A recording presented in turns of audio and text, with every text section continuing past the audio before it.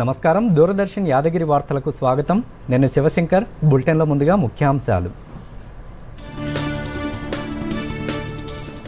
ముగిసిన తెలంగాణ మంత్రివర్గ సమావేశం. కాళేశ్వరం కమిషన్ నివేదికపై కేబినెట్ భేటీలో చర్చ. నివేదికపై భారీ నీటిపారుదల శాఖ మంత్రి Uttam power point presentation. Kaleshwaram కోసం గత ప్రభుత్వం అధిక వడ్డీలతో 84,000 కోట్లు అప్పు తెచ్చిందన్న ఉత్తమ్ కుమార్ రెడ్డి. తుమ్మిడిహట్టి వద్ద ప్రాజెక్టు నిర్మాణానికి 38,000 కోట్లే అవుతాయన్న భారీ నీటిపారుదల శాఖ మంత్రి. కమిషన్ల కోసమే ప్రాజెక్టును తుమ్మిడిహట్టి నుంచి మేడిగడ్డకు మార్చారని ఆరోపణ. హైదరాబాద్ సహా రాష్ట్ర వ్యాప్తంగా భారీ వర్షాలు. జిల్లా కలెక్టర్లు, అధికారులు అప్రమత్తంగా ఉండాలన్న రేవంత్ రెడ్డి. లోతట్టు ప్రాంతాల్లో సహాయక చర్యలు చేపట్టాలని అధికారులకు ఆదేశం. కోర్టు ఆదేశాలతో నిరాహార దీక్ష విరమించిన ఎమ్మెల్సీ కవిత. బీసీలకు 42% రిజర్వేషన్లపై తమ పోరాటం కొనసాగుతుందని స్పష్టీకరణ. ముస్లింలకు 10% రిజర్వేషన్ కోసం ప్రత్యేక బిల్లు పార్లమెంటులో పెట్టాలని డిమాండ్. భారత భూభాగాన్ని చైనా ఆక్రమించిందంటూ రాహుల్ చేసిన వ్యాఖ్యలపై సుప్రీం ఆగ్రహం.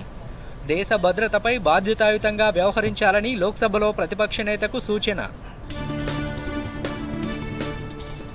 5 రోజుల పర్యటనలో భాగంగా భారత్కు విచ్చేసిన ఫిలిప్పీన్స్ అధ్యక్షుడు. ద్వైపాక్షిక సంబంధాలు బలోపేతం చేయడమే పర్యటన లక్ష్యమన్న విదేశాంగ శాఖ. ఇంగ్లాండ్తో ఉత్కంఠగా సాగిన 5వ టెస్టులో భారత్ సంచలన విజయం. 2-2తో సిరీస్ సమన్ చేసిన టీమిండియా. 9 వికెట్లు తీసి ప్లేయర్ ఆఫ్ ది మ్యాచ్గా నిలిచిన మహమ్మద్ సిరాజ్. ఇక వివరాలు. సీఎం రేవంత్ రెడ్డి అధ్యక్షతన నిర్వహించిన కేబినెట్ సమావేశం ముగిసింది. ఈ భేటీలో కాళేశ్వరం కమిషన్ ఇచ్చిన నివేదికపై చర్చ జరిగింది. ప్రాజెక్టుకు సంబంధించి జస్టిస్ పీసీ ఘోష్ ఇచ్చిన నివేదికపై మంత్రివర్గంలో మంత్రి Uttam Kumar Reddy power point presentation ఇచ్చారు.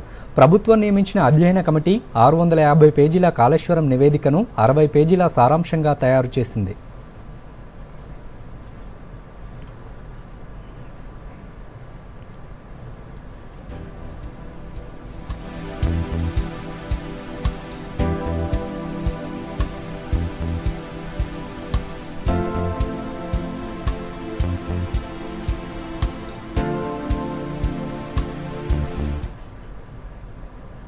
తెలంగాణ కేబినెట్ సమావేశం అనంతరం భారీ నీటిపారుదల శాఖ మంత్రి ఉత్తమ్ కుమార్ రెడ్డి మీడియాతో మాట్లాడారు. కాళేశ్వరం ప్రాజెక్టు వివరాలు మీడియాకు వెల్లడించారు. మొదట తుమ్మడిహట్టి వద్ద 38,000 కోట్ల రూపాయలతో 16 లక్షల ఎకరాలకు సాగునీరు అందించేలా ప్రాజెక్టును రూపొందించారని, కానీ కేసీఆర్ అధికారంలోకి వచ్చిన తర్వాత డిజైన్లు మార్చారని ఉత్తమ్ తెలిపారు. అధిక వడ్డీ రేట్లతో ఎన్బీఎఫ్సీల నుంచి 84,000 కోట్ల రూపాయలు రుణాలు తీసుకొచ్చారన్న ఉత్తమ్ ఈ రుణాల సేకరణలో అవకతవకలు జరిగాయని ఆరోపించారు.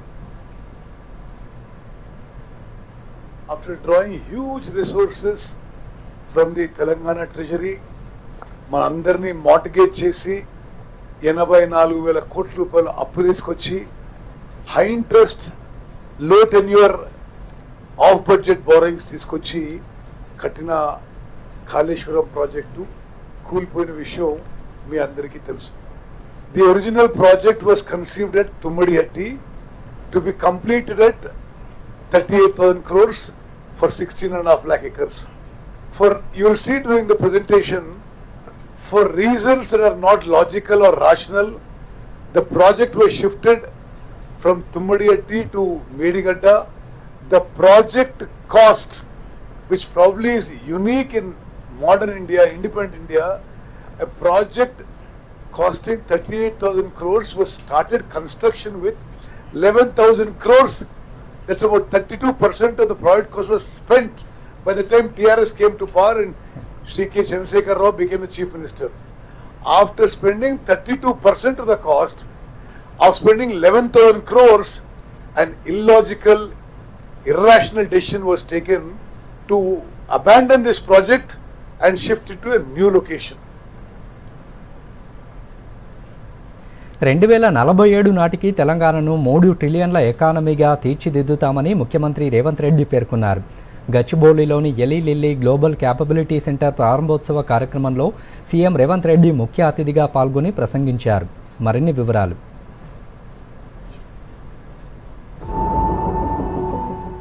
తెలంగాణ రాజధాని హైదరాబాద్ గ్లోబల్ క్యాపబిలిటీ సెంటర్లకు రాజధానిగా మారుతోంది. తాజాగా మరో దిగ్గజ కంపెనీ తన గ్లోబల్ క్యాపబిలిటీ సెంటర్ను హైదరాబాద్లో ప్రారంభించింది. లైఫ్ సైన్సెస్ రంగంలో ఎంతో పేరున్న ఎలీ లిల్లీ సంస్థ గచ్చిబౌలిలో ఏర్పాటు చేసిన గ్లోబల్ క్యాపబిలిటీ సెంటర్ ప్రారంభోత్సవానికి ముఖ్యమంత్రి రేవంత్ రెడ్డి, రాష్ట్ర మంత్రి శ్రీధర్ బాబు ముఖ్య అతిథులుగా హాజరయ్యారు.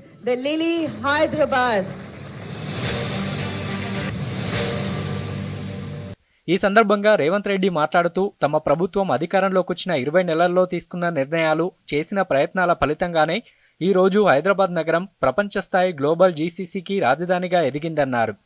తమ ప్రభుత్వ చిత్తశుద్ధి, దృష్టికోణం, కృషి ఫలితంగానే ఇది సాధ్యమైందన్నారు.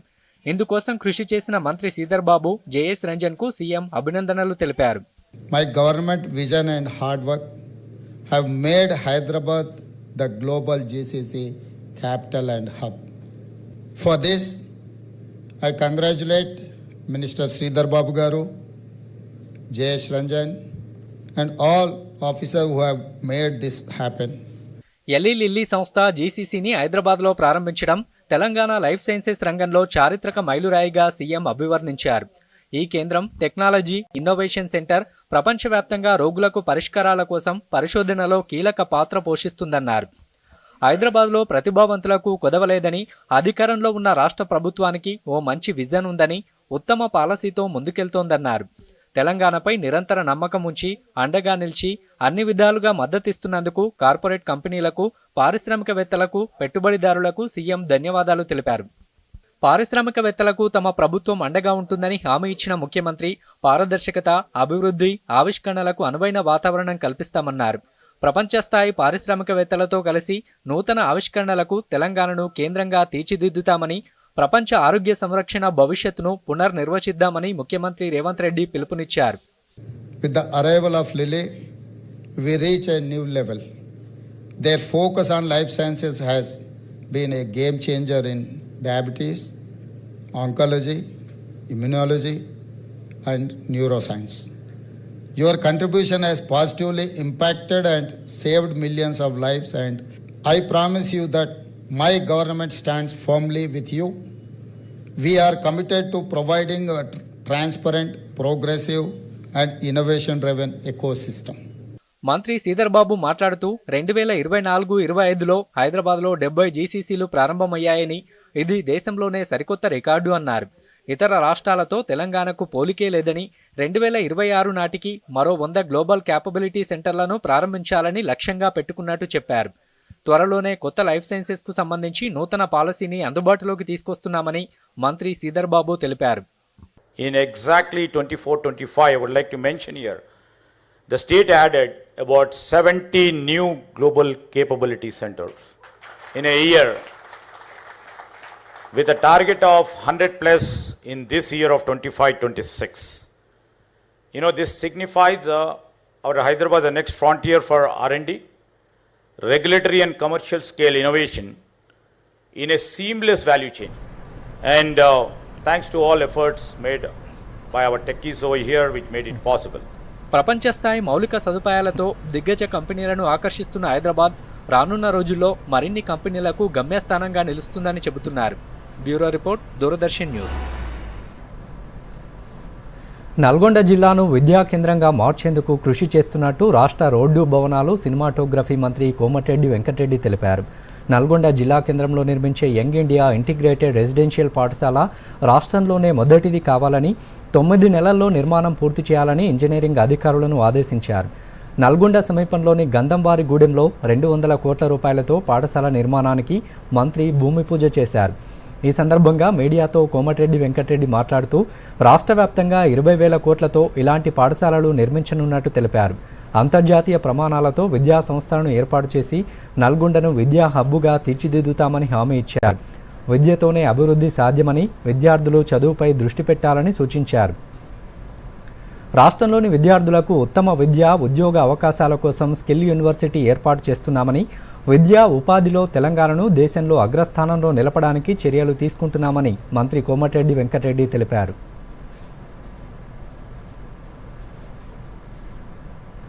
గవర్నమెంట్, ప్రైవేట్ ఇన్స్టిట్యూషన్లో చదువుకుంటున్నారు. వీళ్ళకు మంచి విద్యను అందిస్తే ఇంతకంటే మనం చేసే మంచి పని ఏముండదు. దీంతోనే అభివృద్ధి సాధ్యమవుతుంది. అందుకని ఇలా స్కిల్ యూనివర్సిటీ కూడా ఇంజనీరింగ్ పాస్ అయిన వాళ్ళు నా దగ్గరికి వస్తారు జాబ్ ఇప్పియమని. నాకు జిల్లా పరిషత్ స్కూల్లో చదువుకుని నాకే ఇంగ్లీష్ అంతతో మాత్రం వస్తుంది. నేను మాట్లాడితే వాళ్ళు దాని ఆన్సర్ చెప్పినప్పుడు ఎంఎన్సీలకు నేను రికమెండ్ చేస్తే వాళ్ళ ఇంటర్వ్యూలో ఏం ఆన్సర్ ఇస్తారు? అందుకనే ఇంజనీరింగ్ అయిపోయిన తర్వాత వాళ్ళకి స్కిల్ ఏపీఆర్ అని ఆనంద్ మహేందర్ మంచి ఇండస్ట్రీని పెట్టి స్కిల్ యూనివర్సిటీ వర్క్ స్టార్ట్ చేసినాం. అక్కడనే ఎన్నో ఇన్స్టిట్యూషన్స్ కూడా ఎన్నో కంపెనీస్ కూడా వస్తున్నాయి, ఎంఎన్సీ కంపెనీలు. పార్లమెంట్ ఉభయ సభలు సోమవారానికి వాయిదా పడ్డాయి. జార్ఖండ్ మాజీ ముఖ్యమంత్రి జేఎంఎం వ్యవస్థాపకుడు రాజ్యసభ సభ్యుడు శిబు సోరెన్ మరణంపై ఉభయ సభలు సంతాపం తెలిపాయి. శిబు సోరెన్కు సంతాపం తెలిపిన అనంతరం రాజ్యసభ రేపటికి వాయిదా పడింది.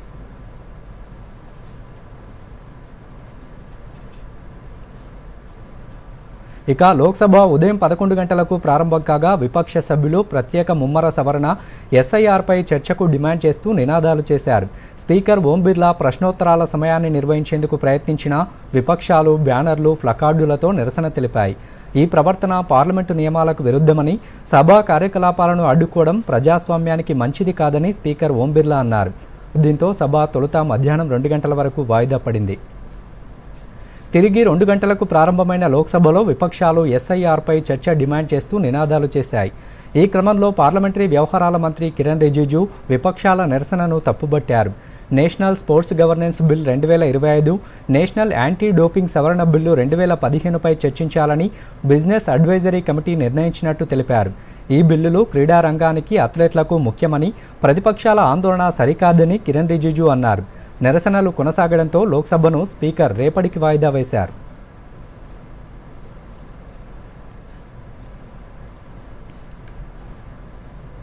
బులెటిన్లో చిన్న విరామం.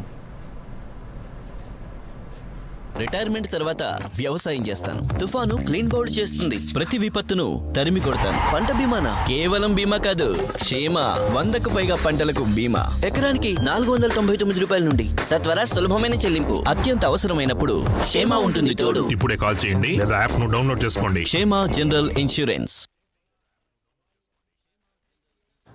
అక్క, జాబ్ దొరికింది. అరే వా, కంగ్రాచులేషన్స్. అయితే ఇప్పుడిక బోలెడంత షాపింగ్. అవును, కొత్త మొబైల్, జీన్స్, జాకెట్. ఆగు రాకుమారా, సాలరీ కంటే ముందే ఖర్చులా? ఇన్స్టెంట్ లోన్ కూడా దొరుకుతుంది. ముందుగా బడ్జెట్ జమ చేయు, ఆ తర్వాతే ఖర్చులు. కానీ అక్క, చూడు, సంపాదనలో ఒక వంతు ఎప్పుడూ పొదుపు చేసుకో. కానీ పార్టీ ఇవ్వకుండా తప్పించుకోలేవు నువ్వు. అక్క, పార్టీ నాది, బడ్జెట్ నీది. నిన్ను ఆర్బీఐ చెబుతుంది, సరైన ఆర్థిక వ్యవహారమే మిమ్మల్ని కాపాడుతుంది. సార్, బెర్రీ పులావ్ ట్రై చేయండి, బాగుంటుంది. ఎలా ఉంది? అరే అతని తీక్షణంగా ఏం చూస్తావు? టిప్స్ ఇగ్నోర్ చేయాలి, ఇంకా బుర్రను ఉపయోగించి ఆర్డర్ ఇవ్వాలి. మార్కెట్ యొక్క స్టాక్ టిప్స్ ఎంతో మంది ఇస్తారు, డేంజరస్ కావచ్చు. కంపెనీ ఇంకా రిస్క్ గురించి పూర్తిగా అర్థం చేసుకోవాలి, తర్వాతే ఇన్వెస్ట్ చేయాలి.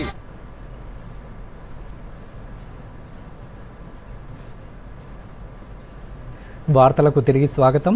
తెలంగాణలో Indian institute of management IIM ఏర్పాటుపై కేంద్రం వెంటనే నిర్ణయం తీసుకోవాలని వరంగల్ ఎంపీ కడియం కావ్య కోరారు. హైదరాబాద్లో ఐఐఎం స్థాపనకు అనుకూల వాతావరణం ఉందని లోక్సభ సమావేశాల్లో తెలిపారు. ఇందుకు రాష్ట్ర ప్రభుత్వం భూసేకరణ, మౌలిక సదుపాయాలు కూడా సిద్ధం చేసిందని పేర్కొన్నారు. అయితే ఎంపీ కడియం కావ్య ప్రతిపాదనపై కేంద్ర విద్యాశాఖ సహాయ మంత్రి డాక్టర్ సుకాంత మజుందర్ స్పందించారు. హైదరాబాద్లో ఐఐఎం ఏర్పాటుకు ప్రస్తుతం ఎటువంటి ప్రతిపాదన లేదని సుకాంత మజుందర్ తెలిపారు. దేశంలో ఇప్పటికే 21 ఐఐఎంలు ఉన్నాయన్నారు. దీనిపై అసంతృప్తి వ్యక్తం చేసిన కడియం కావ్య, తెలంగాణ యువతకు నాణ్యమైన మేనేజ్మెంట్ విద్య అవసరమని, రాష్ట్ర ఆర్థిక పారిశ్రామిక వృద్ధికి ఐఐఎం కీలకమని అన్నారు. ఆంధ్రప్రదేశ్ పునర్వ్యవస్థీకరణ చట్టం 2014 ప్రకారం తెలంగాణలో ఐఐఎం స్థాపించాలని కేంద్రాన్ని కోరారు. పరిశ్రమలు, ఇన్నోవేషన్, స్టార్టప్ల డిమాండ్ను తీర్చేందుకు ఐఐఎం అవసరమని, కేంద్రం సానుకూల నిర్ణయం తీసుకోవాలని కడియం కావ్య విజ్ఞప్తి చేశారు.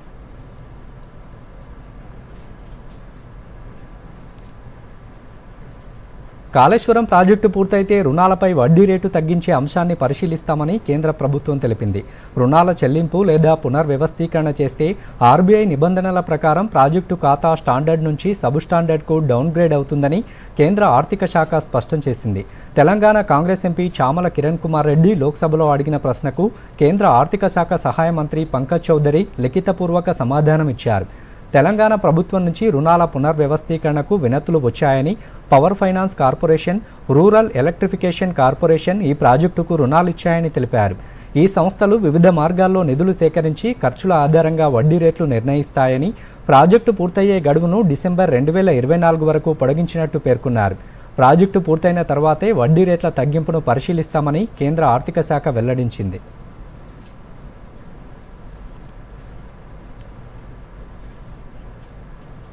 బీహార్ ఓటర్ల జాబితాకు సంబంధించిన ప్రత్యేక ముమ్మర సవరణ ఎస్ఐఆర్ ప్రక్రియపై విపక్షాలు లేవనెత్తిన ఆందోళనలను కేంద్ర మంత్రి ప్రహ్లాద్ జోషి తప్పుపట్టారు.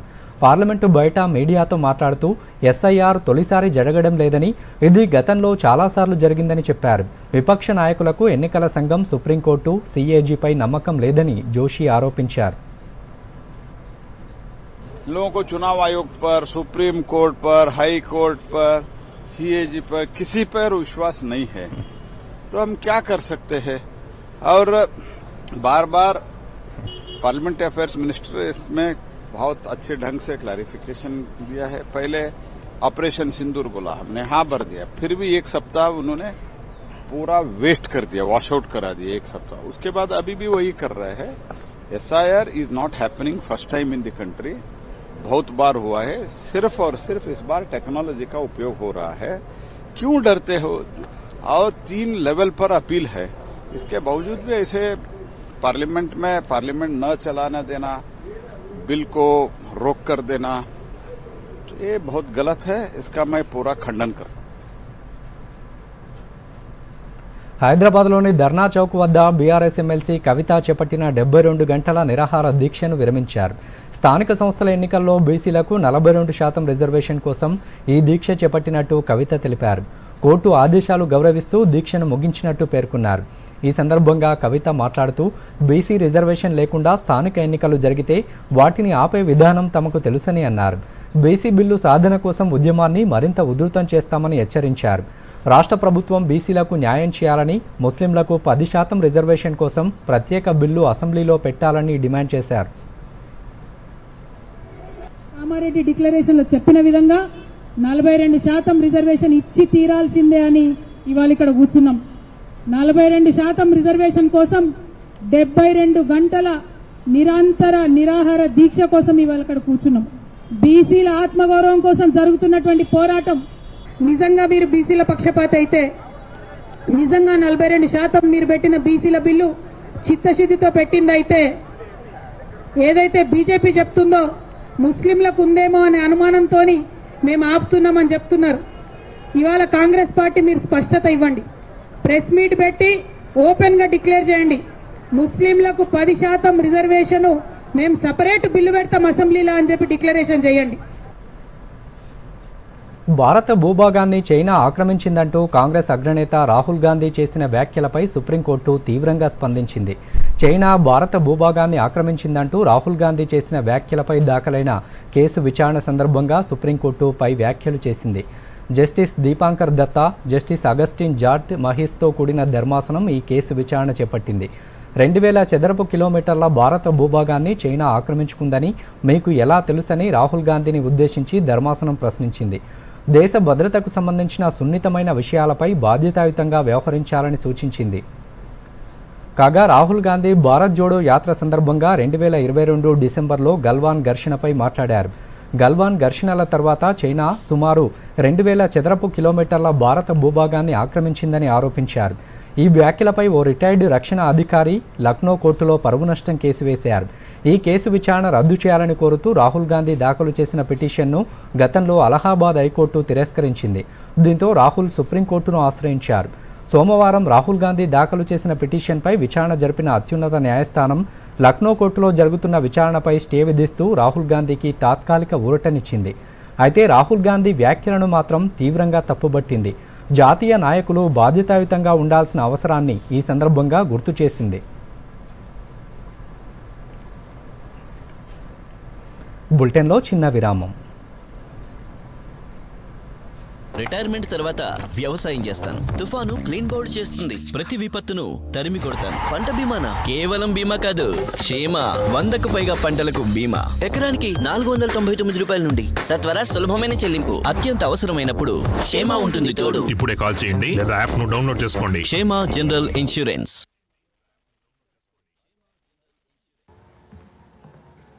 ఫారెక్స్ ట్రేడింగ్ ఇప్పుడా? ఒక ట్రేడ్ కే సిక్సర్. ఇరుక్కున్నావ్.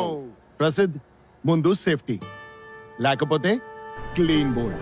అనాథరైజ్ ప్లాట్ఫామ్స్ లో ఫారెక్స్ ట్రేడింగ్ అంటే నష్టం, మోసం, ఇంకా చట్టబద్ధ చర్యల భయం. అంటే నష్టాల హ్యాట్రిక్. అందుకే ఆర్బీఐ వెబ్సైట్ కి వెళ్ళి ఆథరైజ్డ్ లిస్టింగ్ చూడండి. ఆర్బీఐ అంటోంది, విషయాలు తెలుసుకోండి, జాగరూకంగా ఉండండి. వార్తలకు తిరిగి స్వాగతం.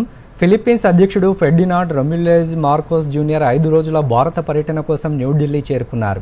భారత్ ఫిలిప్పీన్స్ సంబంధాలు మరింత బలోపేతం చేయడమే పర్యటన లక్ష్యమని విదేశాంగ మంత్రిత్వ శాఖ తెలిపింది. 2022లో అధ్యక్షుడిగా బాధ్యతలు స్వీకరించిన తర్వాత ఆయన తొలిసారి భారత్లో పర్యటిస్తున్నారు. ఈ పర్యటన 2 దేశాల మధ్య 75 ఏళ్ల దౌత్య సంబంధాల సందర్భంగా జరుగుతోంది. కాగా ఫెర్డినాండ్ భారత పర్యటనలో భాగంగా రాష్ట్రపతి ద్రౌపది ముర్ము, ప్రధాని నరేంద్ర మోదీ, విదేశాంగ మంత్రి ఎస్ జయశంకర్తో సమావేశం కానున్నారు.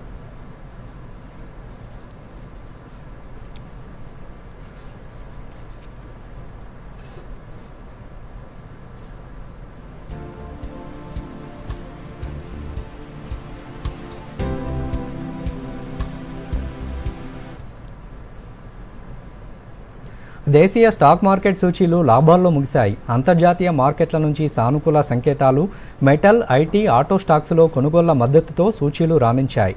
సెన్సెక్స్ ఉదయం 80,765 పాయింట్ల వద్ద లాభాల్లో ప్రారంభం కాగా చివరికి 418 పాయింట్ల లాభంతో 81,018 వద్ద స్థిరపడింది.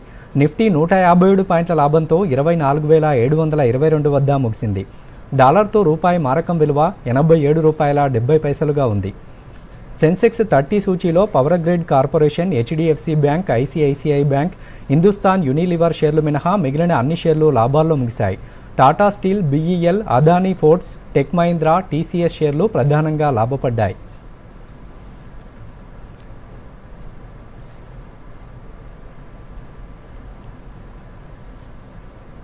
తెలంగాణలో రాబోయే 3-4 రోజుల పాటు వర్షాలు కురిసే అవకాశం ఉన్నట్టు వాతావరణ శాఖ అధికారులు వెల్లడించారు. ద్రోణి ప్రభావంతో రాష్ట్రంలో వర్షాలు కురిసే అవకాశం ఉందన్నారు. దక్షిణ తెలంగాణ జిల్లాల్లో భారీ వర్షాలు కురుస్తాయని పేర్కొన్నారు. హైదరాబాద్కు 4 రోజుల పాటు తేలిక నుంచి మోస్తరు వర్షం కురిసే అవకాశం ఉందని వెల్లడించారు.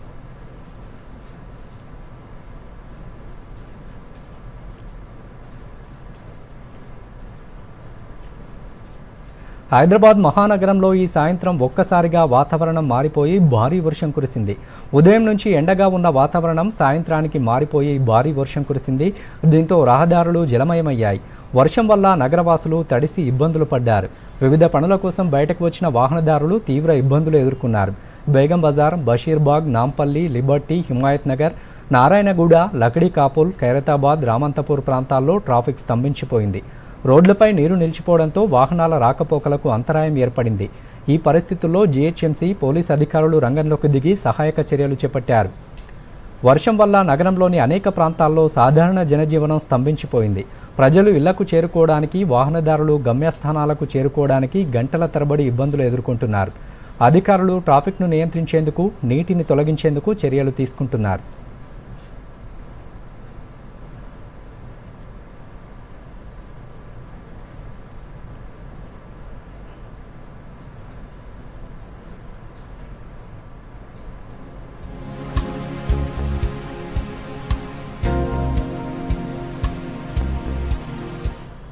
హైదరాబాద్తో పాటు రాష్ట్ర వ్యాప్తంగా భారీ వర్షాల నేపథ్యంలో ముఖ్యమంత్రి రేవంత్ రెడ్డి అన్ని జిల్లాల కలెక్టర్లు, అధికారులను అప్రమత్తంగా ఉండాలని ఆదేశించారు. సచివాలయంలో ఉన్నతాధికారులతో ఆయన ప్రత్యేకంగా సమావేశమయ్యారు. భారీ వర్షాలు కురిసిన ప్రాంతాల్లో ప్రజలకు ఇబ్బందులు లేకుండా అన్ని విభాగాలు సమన్వయంతో పనిచేయాలని, లోతట్టు ప్రాంతాల్లో సహాయక చర్యలు చేపట్టాలని సీఎం సూచించారు. జీహెచ్ఎంసీ రాష్ట్ర వ్యాప్తంగా వరద ఉధృతి ఉన్న ప్రాంతాల్లో ప్రజలను అప్రమత్తం చేయాలని ఆదేశించారు. రానున్న 2-3 రోజులు వర్షాలు కొనసాగే అవకాశం ఉన్నందున కలెక్టర్లు అన్ని విభాగాలతో కలిసి పరిస్థితిని నిరంతరం సమీక్షించాలని, ఆస్తి ప్రాణనష్టం లేకుండా జాగ్రత్తలు తీసుకోవాలని స్పష్టం చేశారు. విపత్తు సమయంలో సహాయక బృందాలు అందుబాటులో ఉండి తక్షణం స్పందించాలని, అధికారులు జిల్లాల్లోనే ఉండి పరిస్థితిని ఎప్పటికప్పుడు పర్యవేక్షించాలని ఆదేశించారు.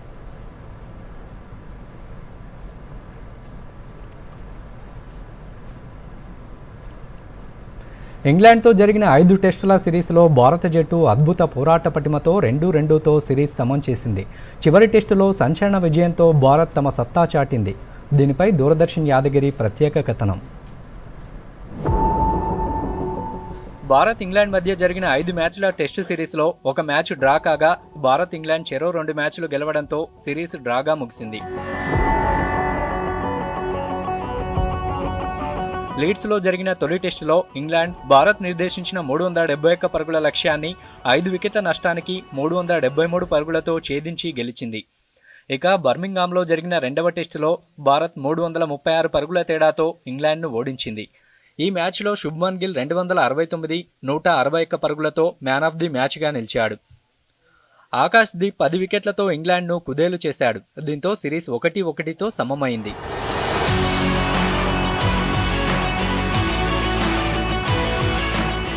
కాగా లార్డ్స్లో జరిగిన 3వ టెస్టులో ఇంగ్లాండ్ 22 పరుగుల తేడాతో గెలిచి 2-1 ఆధిక్యం సాధించింది. మాంచెస్టర్లో జరిగిన 4వ టెస్టు డ్రాగా ముగిసింది. ఈ మ్యాచ్లో శుభ్మన్ గిల్ 103, వాషింగ్టన్ సుందర్ 101, జడేజా 107 పరుగులతో సెంచరీలు సాధించి భారత్ను ఓటమి నుంచి ఆదుకున్నారు.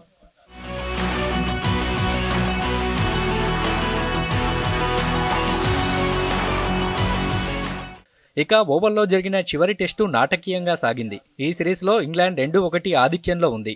అయితే భారత్ ఈ సిరీస్ను సమం చేయాలని, ఇంగ్లాండ్ గెలిచి ట్రోఫీని కైవసం చేసుకోవాలని బరిలో దిగాయి. టాస్ ఓడిన భారత్ మొదటి ఇన్నింగ్స్లో 224 పరుగులు చేసింది. కరుణ్ నాయర్ తప్ప ఇతర బ్యాట్స్మెన్ అర్ధ సెంచరీలు కూడా సాధించలేకపోయారు. ఈ ఇన్నింగ్స్లో ఇంగ్లాండ్ బౌలర్లు ఆధిపత్యం చెలాయించారు. ఇంగ్లాండ్ తొలి ఇన్నింగ్స్లో 247 పరుగులకు ఆలౌట్ కాగా 23 పరుగుల ఆధిక్యం సాధించింది. ఇక రెండవ ఇన్నింగ్స్లో భారత్ 396 పరుగులు చేసింది. జైస్వాల్ సెంచరీ చేయగా ఆకాశ్ దీప్, జడేజా, వాషింగ్టన్ సుందర్లు అర్ధ సెంచరీలతో రాణించారు. 374 పరుగుల లక్ష్యంతో బరిలోకి దిగిన ఇంగ్లాండ్ 367 పరుగులకు ఆలౌట్ అయింది. సిరాజ్, ప్రసిద్ధ్ కృష్ణ, ఆకాశ్ దీప్ బౌలింగ్తో ఇంగ్లాండ్ విజయాన్ని అడ్డుకొని భారత్కు చిరస్మరణీయ విజయాన్ని అందించారు. దీంతో సిరీస్ 2-2గా సమమైంది.